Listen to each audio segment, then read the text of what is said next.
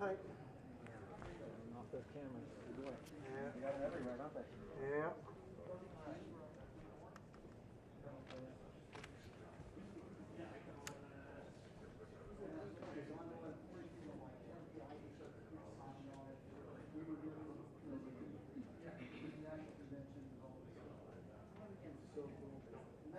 Sam, for what it's worth, a picture did go out. It took a while.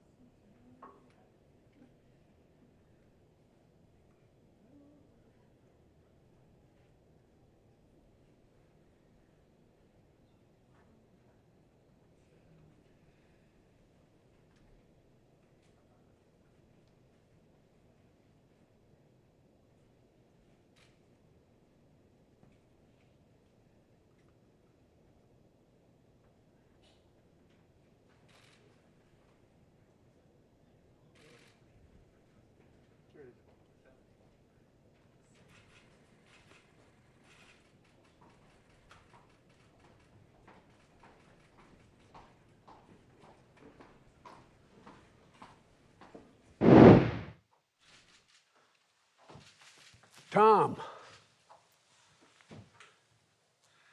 Tom Conway, you going to say hi to me? Mr. President, I how are haven't you? seen you in such a long time. No, it's been a while. You doing all right? Yeah, you're one of the only reasons I'm sitting in this chair. Thank you. Well, Hi, everybody. How are you? Gavin, reason- how are you, man? Mr. President. Good to see you. Good. I'm good. I had an over-under that you were going to do this today. I'm impressed. I am impressed.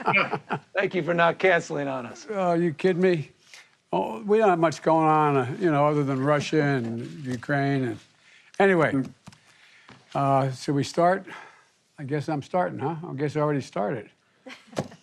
Good afternoon. I want to thank everybody for joining us today virtually, including California's outstanding governor, Gavin Newsom, who went out to help with a recall, and he won in spite of me again. But along with leaders from industry and labor and local communities, each of whom we're going to hear from shortly.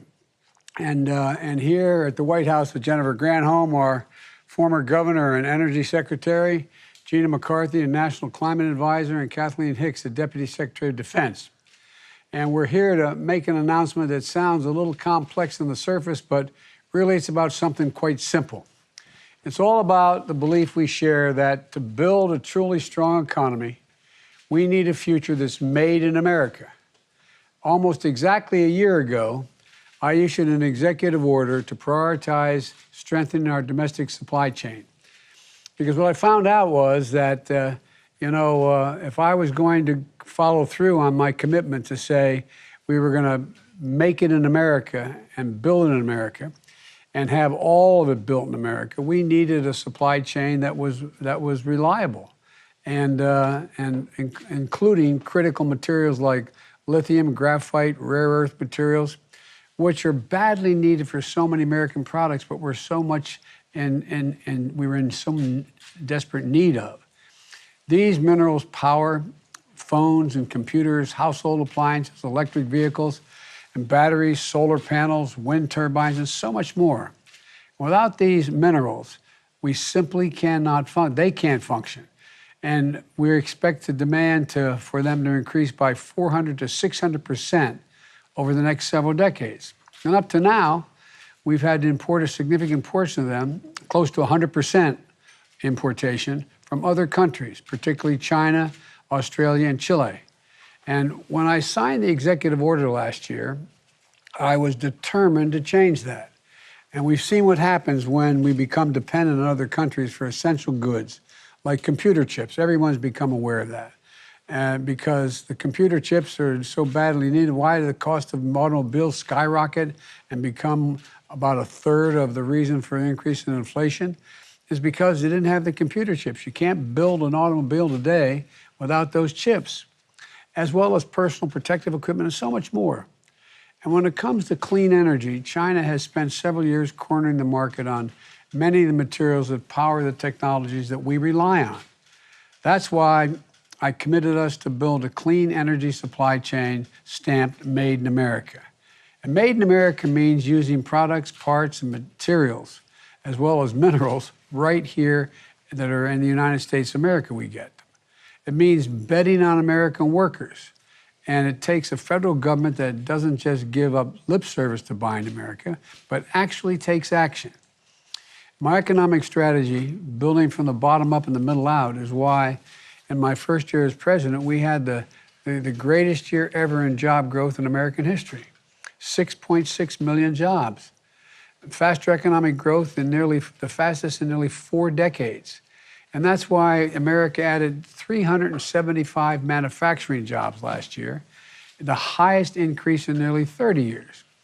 And that's why we've seen major announcements in recent weeks from companies like Intel, General Motors, Union Pacific Railroad, and more, building new facilities here in America, investing in American workers and buying American products and paying prevailing wages, Tom. Prevailing wages, a union wage. They created tens of thousands of good-paying jobs in Ohio, Michigan, Pennsylvania, Tennessee, all across the country. And today, we're announcing a new effort that's going to help us, in my view, keep that drumbeat for good-paying jobs, strengthen our national economic security, and ensure that we can continue to build a future that's made in America in a way that lives up to our values. So we're announcing a major investment in domestic production of key minerals and materials. Today, as I mentioned, China controls most of the global market in these minerals. And the fact that we can't build a future that's made in America if we ourselves are dependent on China for the materials that power the products of today and tomorrow. And this is not anti-China or anti-anything else, it's pro-American. That's why I'm taking action. Through the Department of Defense, and I have a Deputy Secretary to my, there you go, I thought to my right, the governor's to my, the Deputy Secretary is here. We're investing $35 million in MP Materials, currently America's only rare earth mining and processing operation, to help create a fully domestic supply chain for the magnets that power electric vehicle motors, wind turbines, and so much more. We know that when the federal government invests in innovation, it powers up the private sector to do what they do best. And that's what we're seeing happen. MP Materials is announcing a $700 million investment in the magnet supply chain, creating 350 good-paying jobs.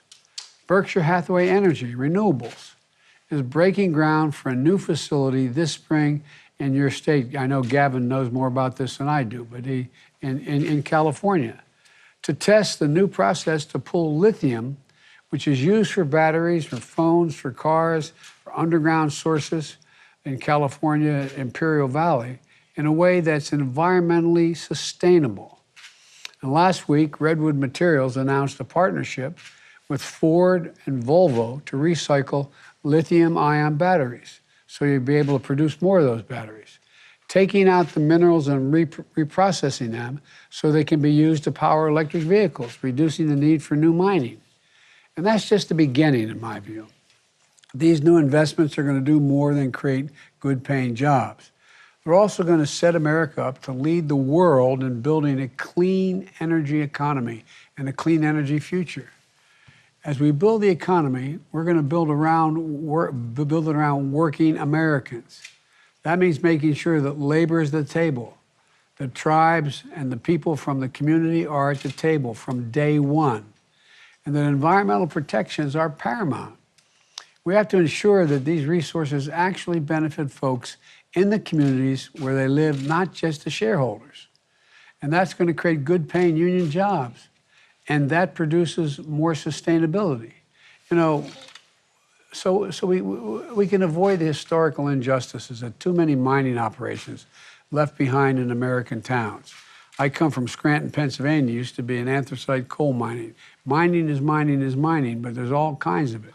And that's why working to modernize America's mining laws and regulations, some of which are 150 years old. That's why I've asked the Secretary of Energy, Governor Granholm, Secretary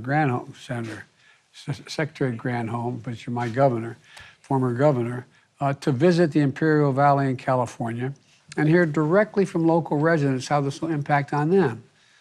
I know everybody's excited about the opportunity ahead. So with that, we're going to hear from Jim Litinsky, CEO of MP Materials. And Jim, let's start with a question. What will the Defense Department's $35 million investment allow you to do in your process? Well, thank you, Mr. President. It's an honor to be here today. This DoD investment delivers on your call to action of a year ago to restore America's supply chains. So your investment will complement more than $700 million that MP will invest by 2024 to create an American rare earth magnetics supply chain. As you said, these magnets are essential to our economy and the clean energy transition. So my team is committed to bringing this supply chain home, and we are doing so with an operation that is a benchmark for innovation and environmental sustainability. You know, we proudly operate in the state of California under the very high standards that should make all Americans proud. You know, we founded this company 5 years ago. At the time, Mountain Pass was in care and maintenance with only 8 employees. Many actually doubted that it could ever be restored, but we got to work and built a great company poised to become an American champion. So I hope that our story is a symbol of what is possible. One thing I've learned, Mr. President, is that American manufacturing spirit is second to none when we all work together. But the truth is, multi-billion-dollar supply chains do not move overnight. It's going to require capital. It's going to require perseverance. It's going to require strong coordination between the upstream and the downstream. And most importantly, it's going to require a true commitment from leadership across the board. And sort of convening this group today sends a powerful signal that is a catalyzing effect. So I want to thank you and your team. Thank you to the DOD. Thank you to Governor Newsom and everyone assembled here today. I also want to recognize the 400 American heroes at MP who report to work every day with an unwavering commitment to see this mission through. Thank you. Jim, do me a favor for listeners to tell me a little bit about the process that you undertake to allow us to compete with China, for example, and other countries in terms of providing access to this rare material, what we're looking for. Yes. Well, sir, the good news is we are currently the second largest producer in the world. And we have, and this may be a little detailed for those who don't know about mining, but we have a dry tailings process and 95% of the water we utilize is recycled. So that means that not only are we competing globally, but we are also doing so in a way that, as I've said, all Americans can be proud of. We are, I can say confidently, we are the most environmentally friendly rare earth operation in the world. Well, I was told by my environmental guru here that she pointed out to me that by 2025, we're going to be producing 500,000 electric vehicles per year. You'll be able to provide the material for 500,000 electric vehicles per year. Is that right? That's right, sir. We announced a GM as a foundational customer for a magnetics facility that we are building. And so I think the really important thing here is we are investing across the board, end to end, exactly as you have called for, so that we can have actually every aspect of this supply chain in the United States of America. Okay. Do I yield to you now, or do I go on? You can go on. I can go on, okay. Alicia, tell me about what you guys are doing. Yes, thank you, Mr. President.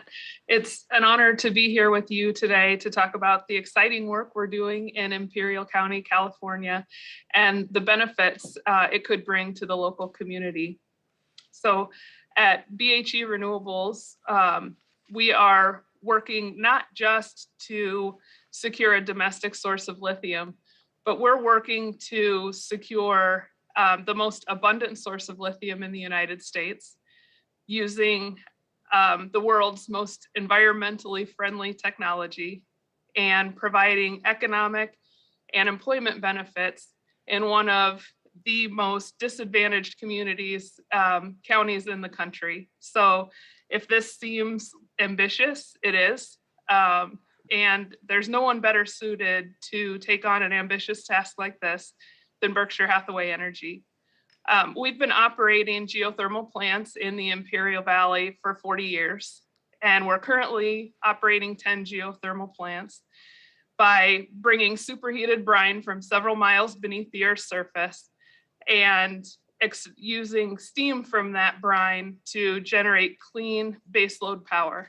And then we re-inject the brine into the geothermal reservoir. So what that means is that right now we are pumping 50,000 gallons per minute of lithium-rich brine to the surface. And because there is no proven commercially viable technology, we're pumping it right back down into the ground. So the good news is that we are currently undertaking 2 demonstration projects to prove that we can recover that lithium as we have it above ground in a commercially viable manner. So the first of those demonstration plants is actually going to come online this April. And in that phase, we will extract lithium from the brine, and that project is supported by a $6 million grant from the California Energy Commission. Thank you, Governor Newsom. And the second phase of the demonstration is supported by a $14.9 million grant from the Department of Energy. So thank you, Mr. President. And in that phase, we will take the lithium we recovered in the first phase and convert it to battery grade lithium compounds. If both of these demonstration projects are successful, we would then be in a position to begin construction of our first commercial plant in 2024, and by 2026 be commercially extracting lithium from our geothermal brine. As we undertake these demonstration projects, we're engaging with the Lithium Valley Commission, which is a group of tribal leaders, local community representatives, labor leaders, and environmental justice groups. And we're engaging with them from day one to make sure that lithium production in the Imperial Valley is done in a way that benefits everyone. We're also investing in local education. So recently we donated $130,000 to the Westmoreland Union Elementary School District, and we committed $25,000 in scholarships for STEM education at the local Imperial Valley College. We're also working with local educational institutions to develop programs, training programs, curriculum, internships, and hands-on opportunities at our site to help prepare the local residents for future careers in the geothermal and or lithium business. So we're definitely committed to delivering a secure lithium future and are living up to the values that you've laid out for us, Mr. President. So thank you again for the opportunity. Well, I think it's really important. You know, we have to learn the lessons from the past couple hundred years of mining generally, and I really mean it. And I understand, I'm told, I'm looking at my notes here, I'm told that you're providing scholarships for local students taking STEM courses. Is that right? It is, yes.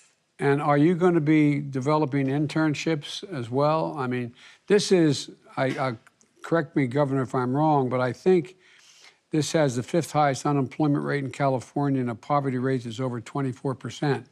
So this ought to be not only good for lithium, but good for the residents. I mean, if you're really going to do that, are you going to stick there in the community? Yes, absolutely. Like I said, we've been in this community for almost 40 years. We have been working with local educational institutions to develop the curricula that will train the workers for the lithium business of the future. Also internships, which apply to, you know, engineers and things like that, and on-site hands-on training opportunities for folks in the local community as well. So whatever your interest is, if it's a 4-year college, 2-year college, going straight to work, we're making sure that we have opportunities for you at our plants in the Imperial Valley. Well, good. Well, we came up with a bipartisan infrastructure bill that provided only $4 billion to help in this process. So I hope it. I stick to what you're saying. I appreciate it. I mean, the $4 billion is for electric batteries. That's which you're a big part of. All right. Well, thank you. Yes, thank you. Now you got to let me know when I'm supposed to stop here. But Sylvia, where's Sylvia? There you are, Sylvia. How are you, Sylvia? You're the executive director of the operation. Can you tell me a little about what you're going to be doing? Yes, well, thank you, Mr. President. And really, it's a privilege to be joining you here along with Governor of my state and all the industry leaders. And I am the executive director of Alianza Coachella Valley. I also chair the Lithium Valley Commission. And really, we have a great opportunity to really meet the community where they are. So I thank you for recognizing that the Salton Sea region is already battling with some of the highest unemployment rates. We were also one of the regions that are hardest hit by the COVID pandemic. So for the last 10 years, Alianza has been working alongside community members to address the issues that they see most important to their lives, the issues that a lot of times prevent barriers to them having real opportunities for economic progress. And those issues have been issues around infrastructure.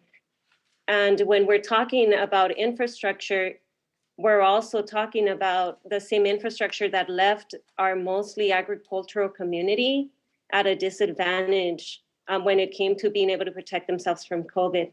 We're talking about an area that is home to the largest body of water, the Salton Sea, that is facing environmental degradation. So when our community hears about the excitement around lithium, there is a cautious optimism because it falls around this context, a community that has seen unfulfilled promises.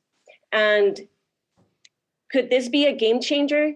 Yes, it could if done right. What does it mean to do it right in the context of the community I just described?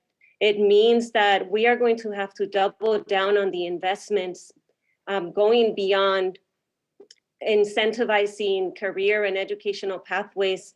We need to make sure that there's investments to get this community ready. When we talk about the potential of lithium, we need to capture as many of the jobs as possible. We need to be able to capture as many of the supply chain elements as possible.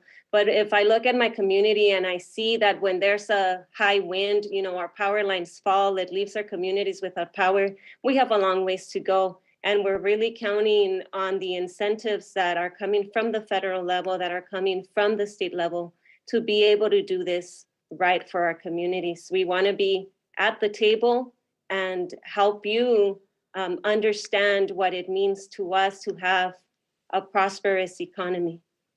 Thank you, Mr. President. Well, thank you. We're going to, at the federal level, we're investing billions of dollars in making sure that you have resilience in your energy supplies. For example, you talk about, the electric power and transmission lines and the like. So there's a lot going on. But one of the things that I'm glad to hear you continue to talk about is that, when the tough stuff had to be done before we had environmental laws that really made a difference, all those fence line communities, all those communities next to the places where they're being done suffered all the downside and didn't get much of the benefits. And it's my hope and my expectation that those communities, like the farming community that you represent, that you're talking about, get the benefit of being able to be employed and being able to generate a living from what's going to be happening here and are protected environmentally. And so building out a battery supply chain in the region where you live, what kind of impact will that have on your residents, you think? What's your worry and what's your expectation and hope? Yes, the worry is that we can do this in an environmentally friendly manner, that it will not cause further environmental degradation in an area that's already suffering from it. The hope is that we can really be transformative, that our community can be much more engaged from the beginning, determining where potential investments should go, that they can have a seat at the table when we're talking about community workforce agreements and determining what % of labor should come from the local region. If you ask me and you ask my colleagues on the ground, all of them, right? We should prioritize local hiring. We want good jobs, quality jobs that are paying benefits. And we want to make sure, again, that this community is transformed beyond only building the industry up. We have a beautiful landscape, but we also have a landscape that needs additional infrastructure, roads, access to parks, access to the outdoors. And I think we have the right pieces to build from. There is the values that you have mentioned are in alignment with the values that the community is asking for. the framework that I know Governor Newsom will talk about is in alignment with what we're asking for. Now, the hard part is in the details in implementing it and making sure that all of us can be working and having those tough discussions, whether it's going to be that we're asking for fees, royalties, community benefit agreements, and that we really let the community determine what those benefits ought to be. Well, thank you. Gov, I think you agree that one of the great things about the country is that we don't have to choose jobs over the environment or public health. And committing to the highest environmental standards could even be one of our nation's most competitive advantages if we're smart about it. We've talked about that, you and I. What steps are you taking together with industry, workers, local communities, and tribal nations to help us secure domestic sources of critical minerals in the right way? Yeah, well, first of all, I can't impress upon you, Mr. President, how important your words are to the community. You heard that in Sylvia reflected in her comments. But look, at the end of the day, there is anxiety that, you know, with what we refer to as the Saudi Arabia of lithium down there in Imperial Valley, this extraordinary economic opportunity that now presents itself, that people can be left behind. And to hear you reinforce that frame, that it's not just about growth in the abstract, it's about inclusion. It's about reconciling the past and making sure that our values are front and center in our policy to accelerate into the future.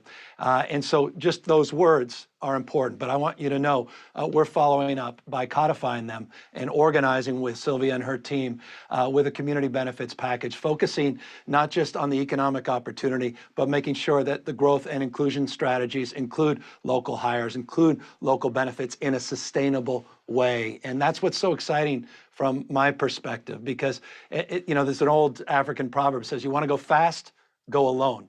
But if you want to go far, go together.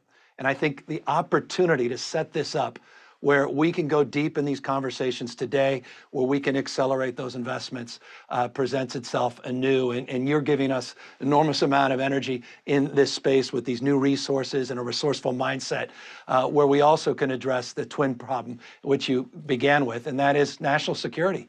And recognizing and reconciling the world we're living in. And what are the trend lines that define that world, and becoming more supply chain, less dependent, but more independent, and providing those domestic opportunities. And I'm very prideful, Mr. President. California is still the most dominant manufacturing state in America.